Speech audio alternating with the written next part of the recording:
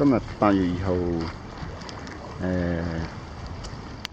爆風喎，爆西南，而家係9點2個字啦。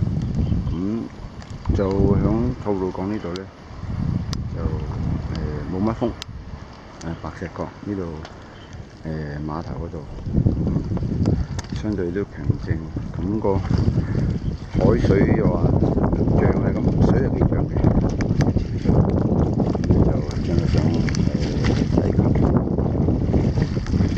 咁就其他風咧就唔多覺有，咁就相對上係幾靜嘅。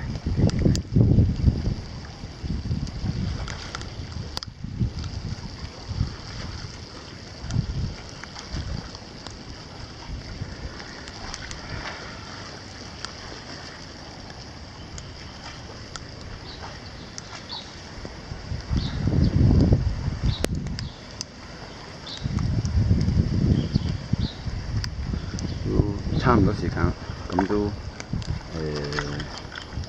返去啦。咁一路沿途係有少少樹枝樹啊咁冧咗咁樣。